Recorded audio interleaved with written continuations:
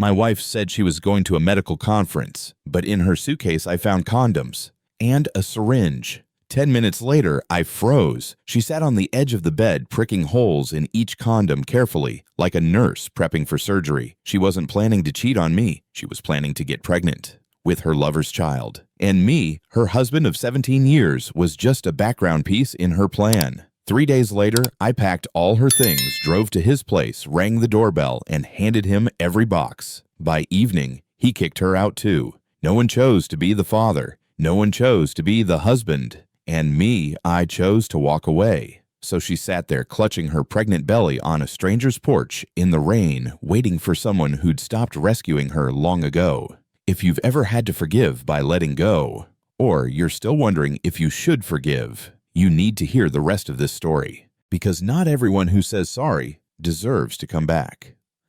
Follow the channel to hear the full story, or comment. It hurts, but it's right if you've ever felt this way.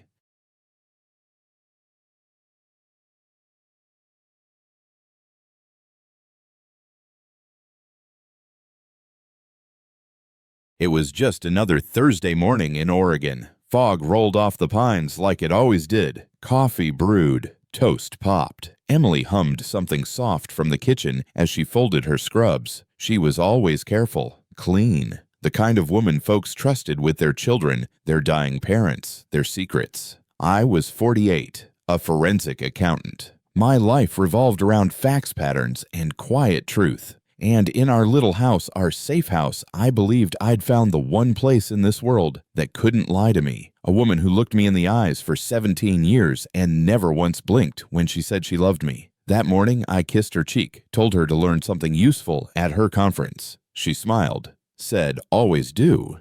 Then she turned back to her suitcase. And for some reason, I looked inside. And that's when comfort turned into suspicion. Her suitcase wasn't zipped, just enough for a sliver of truth to slip out. I leaned in. First the nursing uniform. No surprise, but tucked beside it, a nun costume, black and white, still on the hanger. And next to that, a fresh 12-pack of condoms, unopened, still in the CVS bag. Not travel-sized, not discreet. A full damn arsenal. My stomach tightened like someone had looped wire around my ribs. This wasn't a toiletry kit or a professional pack job. This was a story with props. I called out casual as ever, the way long marriages teach you to ask loaded questions with steady voices. "Hey, babe, what's with the Halloween outfit?" She came out brushing her teeth, acting like I'd caught her trying to sneak an extra dessert, not something sacrilegious. "Just for the conference," she mumbled. "Saints and sinners night. You know how these things are." And suddenly, I didn't know anything anymore. "They try to make it fun," she said. Foam still on her lips, her voice didn't crack. That was the part that rattled me most. "Fun," I repeated, staring at the condoms like they were crime scene evidence. "And these?" I held up the bag. My voice stayed calm, too calm. She glanced at them and shrugged. "Samples. From a pharmaceutical rep. I'm supposed to hand them out during the sessions. It's about safe sex education." She rinsed and added comprehensive care. Remember 12 condoms, 3 days. She made it sound like she was doing the Lord's work while dressed like a nun. I nodded, slowly, like a man trying to make a puzzle piece fit where it clearly doesn't belong. "Big conference," I said. She smiled, kissed my cheek, and zipped up her bag. The lie was neat, polished, almost believable. But that night while she slept, I stayed awake doing math, and the numbers didn't add up. She left before sunrise, suitcase rolling behind her, halo of steam from her coffee rising in the cold air. I followed at a distance, not stalking, just verifying. At the airport parking lot, she stopped. Not to text, not to check her ticket. She opened her bag, slid out the condom box, and a thin silver needle. My breath caught. One by one, like a surgeon prepping for an operation, she pierced each condom package, tiny precise holes, then tucked everything back inside as if nothing had happened. In that frozen moment, I wasn't a husband anymore. I was a witness, and I finally understood she wasn't avoiding life. She was manufacturing it, not with me, with someone else. She drove off. I sat in my truck, hands trembling on the wheel, watching exhaust clouds dissolve into the Oregon sky. If she could do that in daylight, what else had she been doing in the dark? Driving home, I couldn't stop seeing that needle. Each puncture felt like a nail into a coffin I didn't know I'd built. 17 years. The dinners, the plans, the little crib we once talked about but never bought. I wanted a child. God knows I did. She said she wasn't ready. Said we'd wait. All that time I respected her choice, thinking it was mutual. And now, watching her sabotage contraception for another man, I realized the truth. She hadn't stolen my love. She'd stolen my chance to be a father. The most primitive need a man has to create to protect, she'd turned into a weapon. Not a mistake. A strategy. I stared at our wedding photo on the mantle until the frame blurred. Then I pulled my laptop closer. Numbers were my language. Patterns my map. If there was a pattern to her lies, I was going to find it. Phone records don't lie. Not when you pay the bills. Scrolling through the family plan, her calls lined up like breadcrumbs. Same number over and over. Not her hospital, not her sister, not any friend I knew. I copied it down, stared at it for a full minute, then hit dial. A buzz. A click. The sound of power tools in the background, metal grinding against metal. A man's voice. Rough. Guarded. Yeah. My mouth was dry but steady. This Garrett Miller depends who's asking. I said my name. My wife's name. A pause long enough to make my skin crawl. Then he muttered, "Oh, hell." "Oh, hell is right," I said. "Congratulations. Looks like you're about to be a daddy. Tell my wife she's homeless now." And before he could answer, I hung up. Phase 2 began the moment I set the phone down. The noise in the background said it all. Metal grinding, drills, whining a man used to fixing things with fire and steel. Garrett Miller. The guy my wife thought would build her a new life. His voice was gruff. "Yeah." I kept mine steady. "This is Tom Whitaker, Emily's husband." There was a beat. Then just 2 words. "Oh, shit." I smiled. "Congratulations, Garrett. Sounds like you're about to be a father. And by the way, my wife, she's homeless now." Click. I hung up. Not out of rage, out of control, precision, like ending a transaction. Because that's what it was, now a clean exit from a toxic investment. And for the first time since that suitcase cracked open, I didn't feel blindsided. I felt in charge. No more questions, no more confusion, just decisions. And I knew exactly where to start. I didn't scream, didn't break anything. That's not how men like me burn down a house. We erase it. Drawer by drawer, shelf by shelf, I made her vanish. Her toothbrush, gone. Her framed diploma, boxed. The porcelain cat collection from college, wrapped in newspaper like it was someone else's past. 3 full truckloads, every bag labeled in her neat handwriting like she'd packed them herself. I stripped the bed, dumped the wedding photo, stared at the groove on the wall where her favorite mirror used to hang. By noon, it was like she'd never existed, except for the echo, the kind that sticks in the walls when someone lies too long in one place. I didn't cry, didn't crack. I just loaded the last box, shut the tailgate, and pointed the truck toward the man who thought she was a prize. Garrett's place sat on a gravel lot behind a half-dead lawn, the kind of duplex where you can smell engine grease before you see the door. There was a welding truck in the drive, flat tires, rusted bed still tougher than the man behind it. I stacked the boxes with care, wedding china on the bottom, cat figurines on top, and front and center her half-used bottle of lavender shampoo. The one she said made her feel soft again. As I turned to leave, the front door creaked open. Not Garrett. A woman in scrubs, late 30s, no makeup, eyes that had seen too much. She looked at the boxes, then at me. "You're Emily's husband." Was. Is that all her stuff? Everything that matters. I paused just long enough to make sure she understood. I wasn't here for drama or confrontation. I was just returning property to its rightful owner, and this time she could explain the delivery. She stepped outside slowly, letting the screen door creak behind her like a warning. Maybe mid-30s, brown hair tied back, scrubs with cartoon teeth on them, the kind of woman who works 2 shifts, raises 3 kids, and still remembers birthdays. "You're Emily's husband was." She looked at the pile of boxes like they might explode, then sat down on the front steps. Not dramatic, just tired, like her legs gave out from the weight of déjà vu. I sat beside her. We didn't speak at first. Then she said it, "I'm Lisa, Garrett's ex." Or maybe not so ex, depending who you ask. The sun dipped lower, casting long shadows across the gravel driveway. 2 strangers, 2 former spouses, 1 shared betrayal. I think she said finally we got played by the same actors. I nodded. And for the first time, I didn't feel alone in the wreckage.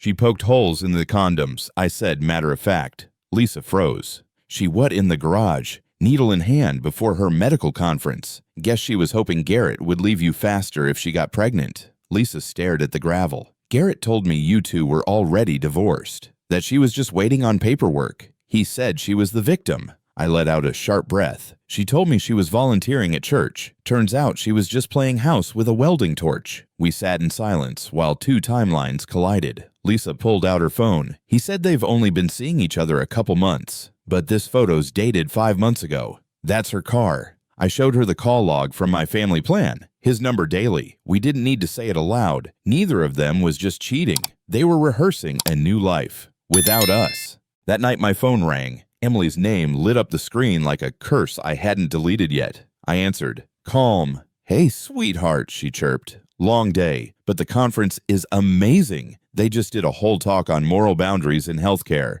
I looked around my living room, half lit, half empty, half honest. That's funny, I said. I spent the day organizing, cleaning house, getting rid of anything that didn't belong anymore. She giggled. You always were the neat freak. Yeah, I said. Turns out cleaning can be therapeutic. She told me she missed me. I told her I loved her, and both of us lied in that moment, but only one of us meant it. Because the worst part of betrayal is when you still love the person who held the knife. It came at 11:47 p.m. Same number, different voice. Gone was the cheerful conference tone. This time, Emily sounded tight, frayed, cornered.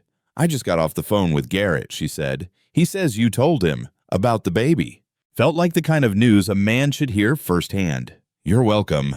A pause, then her voice cracked. How did you know about the punctured condoms, or the fact that you've been seeing a welding contractor while telling me you were serving God, Henry? I can explain. No, you can't. You're creative, but not convincing. Silence stretched like a noose. What do we do now? She asked. I'm filing for divorce tomorrow morning. Adultery, deception, abandonment. My lawyer calls it the Holy Trinity. I didn't yell. I didn't threaten. I just ended it clean, quiet, surgical. The next call came hours later. Her voice was wetter this time, not from tears from the rain. I'm outside Garrett's place, she whispered. Lisa won't let me in. His truck's here, but he won't answer. All my stuff's still on the porch. You better move it inside somewhere, I said flatly.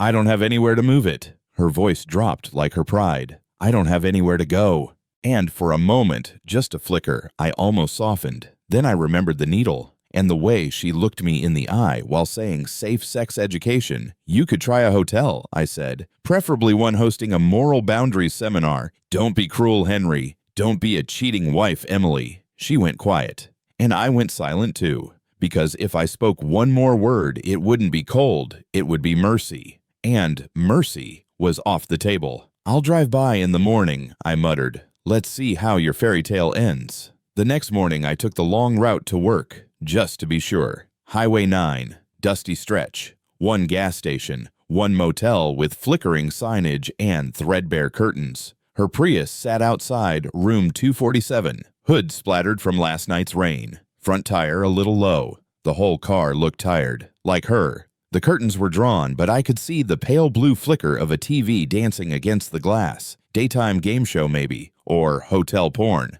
Either way, nothing good. I sat in my truck for 10 full minutes, engine running, foot on brake. I could have knocked. I could have offered a ride, a room, a blanket. but I didn't, because some bridges, when burned, should stay that way. And if she wanted to start a new life, she'd have to do it without stealing the ashes of mine. On my way to work, I stopped by Lisa's place. Same duplex, same gravel crunch under my tires. She opened the door like she hadn't slept. Didn't need to ask why I was there. She showed up at 2 a.m., she said, soaked, crying, carrying everything you dumped. She knocked, she banged, she begged. Garrett came out drunk, yelling about how she lied to him. About you, about everything. Said she was trying to trap him with a baby. And he told her to find somewhere else to ruin. Lisa sighed. She sat on the porch till dawn like some stray cat. I pictured it. Rain dripping off her hair, mascara running. Her kingdom of lies boxed around her like junk at a yard sale. She gone now? Yeah. Took the car, don't know where. I nodded once. Because when both men say no, there's nowhere left to run. That afternoon, my office door creaked open. She didn't knock. Emily stood there, hair flat eyes, red clothes, wrinkled like she'd slept in them. She looked like someone who lost everything except her delusion. "Can we talk?" she asked. "We're already talking." She took the chair across from me like it might collapse under her guilt, hands shaking, lip bitten raw. "I made a mistake," she whispered. I opened my drawer, pulled out a manila envelope, and slid it across the desk. "Divorce papers, filed this morning. You can contest them, but I wouldn't recommend it." She didn't touch it, just stared. "We can fix this, Henry." I leaned back, calm, cold. "No. You broke it. And I don't fix things that were destroyed on purpose." Her face collapsed like wet plaster. But all I felt was stillness. I felt invisible, she said. Not angry, not defensive, just hollow.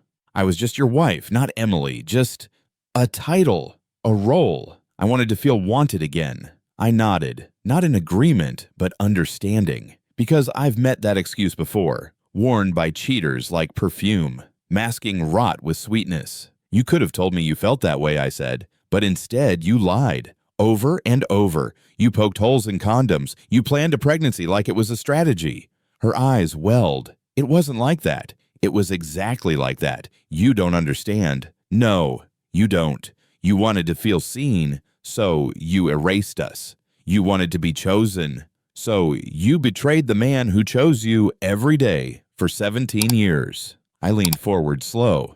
This wasn't confusion. It was sabotage, and I'm just the guy cleaning up the wreckage. "You know what I do for a living, right?" She nodded. Of course she did. "I'm a forensic accountant. I track lies in spreadsheets. I follow money trails. I find the hidden, the buried, the parts people pray no one ever sees." I lean back calm like court testimony. I've exposed CEOs, charity frauds, men who stole from their own children's foundations, and they all said the same thing. "It wasn't supposed to go this far." Her face twitched. "I'm good at my job, Emily. I see what's missing. I notice what doesn't match. You didn't slip. You strategized. You weren't lost. You were calculating." I tapped the folder of divorce papers. "And now I'm telling you this, I don't trust you. And that's all I need to never look back." Some betrayals you analyze. Others you just walk away from.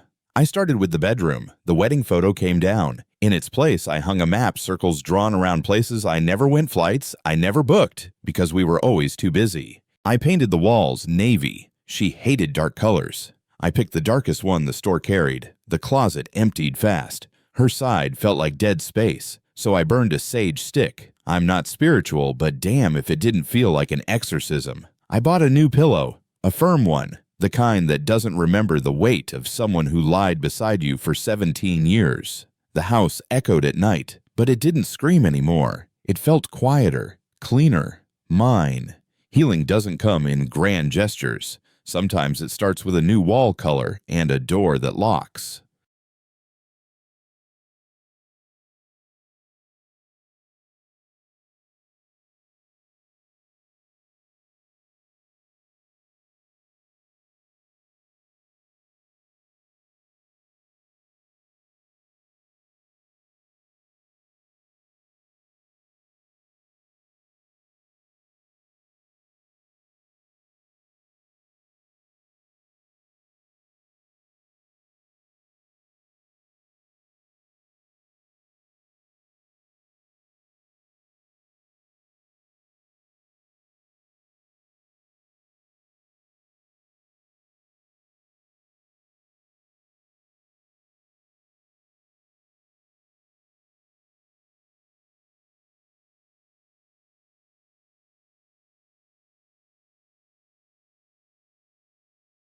The silence hit differently at night. Not the peaceful kind. Not yet. Just space.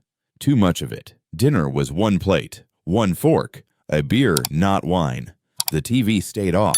ESPN murmured in the background like a friend who didn't know what to say. The bed felt bigger than it needed to. The hallway darker. Is the creak of floorboards no longer predictable because now they were mine alone. Some men fear being alone. Others fear being unwanted. That week I feared both and craved neither. I walked around the house with the lights half on, enough to keep shadows company, not enough to feel awake. It wasn't grief, not yet, but it was the shape grief takes before it learns your name. One Sunday morning, I parked outside St. Andrews. Didn't go in, just sat there, watching old couples hold hands, watching strangers bow their heads towards something larger. It used to mean something. The vows, the promises, for better or worse.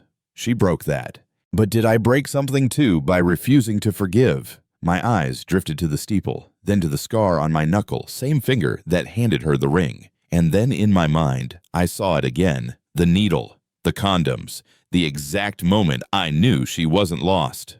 She was dangerous. Forgiveness doesn't erase the crime. It just asks the victim to carry it differently. I whispered to the empty car, God can forgive her maybe, but I won't carry her lie in my chest like it's mine to heal. I turned the key. The engine roared like it agreed. Lisa and I met for coffee. Not a date. Not quite friends. Just two people who understood what betrayal tastes like. The diner was mostly empty. Same vinyl seats, same weak coffee, same quiet blues playing from the jukebox. We laughed once both of us surprised it could still happen. She told me Garrett tried texting again. I told her Emily emailed a quote from a marriage counselor. Lisa rolled her eyes. They still think we're the problem. I took a sip and the bitterness reminded me of Emily's morning brew. She always added cinnamon. I hated it. Now I missed it. 17 years is a long time, I said. Even if it ends with a lie, you don't forget the rest. Lisa nodded quiet. Pain shared is easier, but it still shows up on the bill.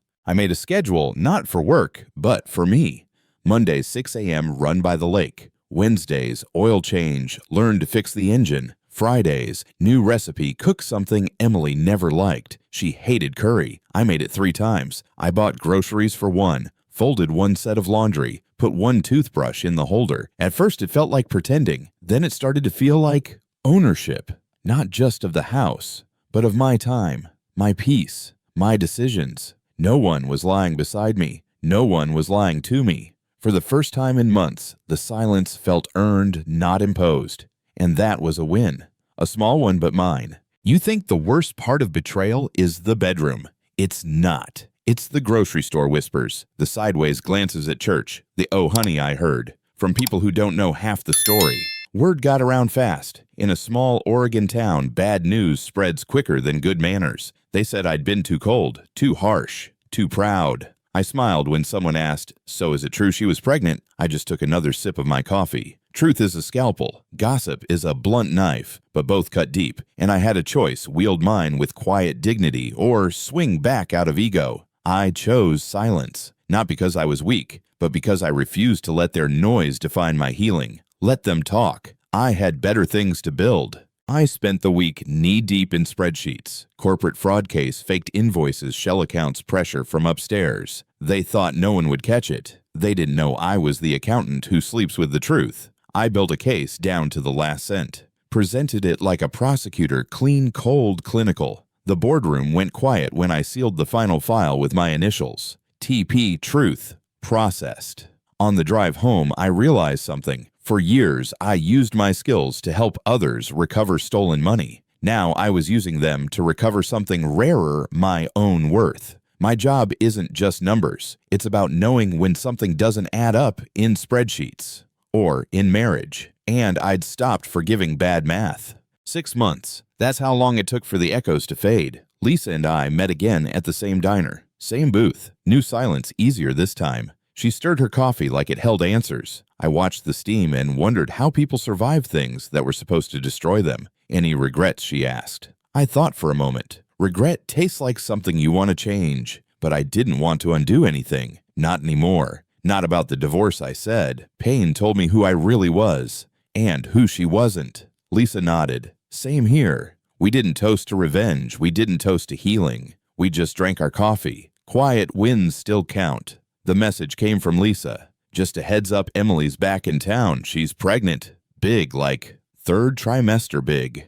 I didn't reply right away, just stared at the words. Not with fear, not even anger. Just that cold, familiar clarity, like watching someone rehearse a lie you've already memorized. Lisa added, Garrett says it's not his, denies even sleeping with her during that time. I let out a dry laugh. Of course he did. Men like Garrett only show up when the lights are off and vanish when they're too bright. I opened a folder from my drawer, inside the timeline. Dates, receipts, call logs, hotel check-ins. Her pregnancy wasn't a miracle. It was math. And the math didn't point to me or Garrett. It pointed to someone even she probably didn't remember. My lawyer called 2 days later. You've been listed as the father on the birth certificate. I didn't flinch. She filed early, he continued. Some legal loophole based on marital presumption. We can contest, but you'll need to submit a DNA test. I leaned forward. No to the test, no to playing the game again. But if we prove it's not yours, I already know it's not mine.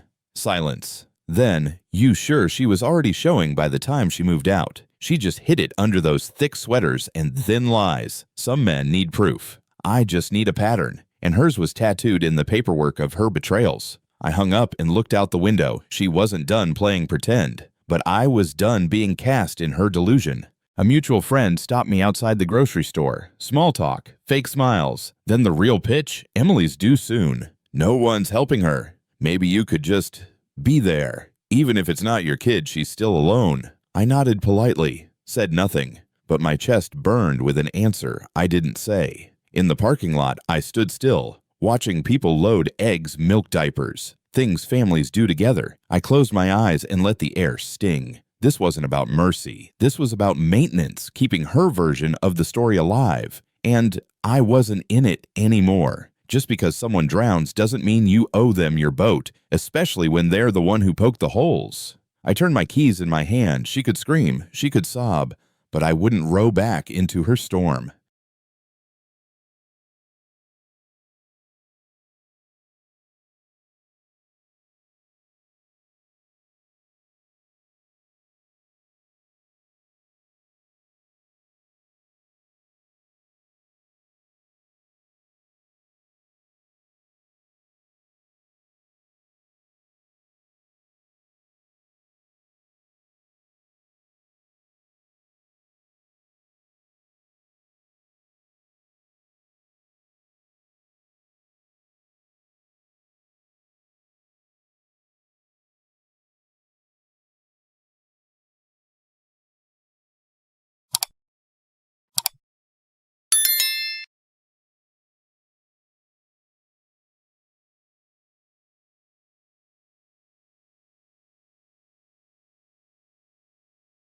It rained again. Oregon rain. Thin. Relentless. Like someone crying quietly in the next room. I didn't mean to go there, but somehow I ended up near the same rundown motel on Highway 9, room 247. Same pale green curtains. Same flicker of TV light behind the glass. Different shadow this time, rounder. Slower. Heavier. I stayed in the truck. Didn't turn the engine off. My hand hovered over the door handle. Just once. Then I dropped it. Some people think closure is a conversation, but sometimes it's a steering wheel you never let go of. Some bridges, I whispered, aren't meant to be crossed again. Some are meant to burn. I drove away. Didn't check the mirror, because what's behind me isn't chasing me anymore. My nephew's 16, talks like he's 30, acts like the world owes him nothing and everything at once. He asked me what it meant to be truly free. We were fixing the fence. I handed him a nail and said, freedom isn't doing whatever you want. It's owning whatever happens when you do. He smirked. That sounds like something from a poster. I shrugged. Then let it be the one thing that poster gets right. I told him about choices, not the big flashy ones, the small ones that look harmless like poking a needle through plastic. You can create life, or destroy trust with something that small. He got quiet. Sometimes the most masculine thing you can do is tell a boy where not to step because you did once and you bled for it. Some nights I let myself remember, not the lies, not the motel, but the quieter parts. The wine-soaked pasta she made that one Valentine's. The road trip to Tahoe. The one time she looked at me like I was the only man left on earth, and maybe she meant it just for a second. We laughed. We argued over song lyrics. We painted the guest room and ruined the carpet. Those weren't illusions. They were real. But real doesn't mean permanent. I don't hate her anymore. I don't love her either. I just understand her now. And understanding is more painful than hate. But it's cleaner. You can bury a marriage without a eulogy and still mourn it like it mattered, because it did. Just not enough to keep. I sat down one night and made a list. Not a bucket list. Not revenge. Just rules. Non-negotiables. Not for them. For me. No shared accounts before 12 months. No skipped explanations. If something feels off, check it. Twice. I realized I'd spent 17 years confusing loyalty with silence. Not anymore. I'm not paranoid now. I'm prepared. Boundaries aren't walls, they're locks. And locks don't mean you don't trust people. They mean you've learned who rattled your door. Respect isn't earned by romance. It's maintained by transparency. So here's my advice. Make your checklist. Not for love. For survival. And maybe one day for something better than survival. No one tells you what it feels like to be a 48-year-old man rebuilding his life. It's not tragic. It's not heroic. It's invisible. Your body stiffens. Your friends vanish into families. You hear "be a man," but no one says how. And temptation doesn't wear fishnets. It wears loneliness, quiet nights, empty chairs. The strongest thing I ever did wasn't walk away. It was stay away when everything in me wanted comfort more than truth. Real masculinity isn't stoic. It's honest. Not hard, but solid. And it starts with this. Before you demand respect from anyone, make sure you're not disrespecting yourself. I don't hate women. I don't blame the female species. That's lazy and weak. Emily didn't betray me because she was a woman. She betrayed me because she made a choice to lie, to manipulate, to play a role she no longer respected. There's a difference between wanting to be seen and faking blindness to force it. I've met women who were honest enough to say, "I'm lost," and brave enough not to drag someone else through the fog. So don't confuse exposure with truth or vulnerability with manipulation. This isn't about gender. This is about behavior. And everyone, man or woman, writes their worth in their actions. Lisa texted, "She gave birth. It's a girl, healthy, no complications." Then another line, "No father listed." I stood in the kitchen holding the phone. The kettle boiled behind me. The house smelled of cedar and quiet. I didn't feel anger. I didn't feel pity either. Just relief. That it wasn't mine. That I hadn't folded when everyone begged me to be the bigger person. Lisa followed up, "She's at the county hospital now. Moved from the motel." I replied, "Wish the child peace. She deserves better than the chaos she came from." That was it. No. How is Emily?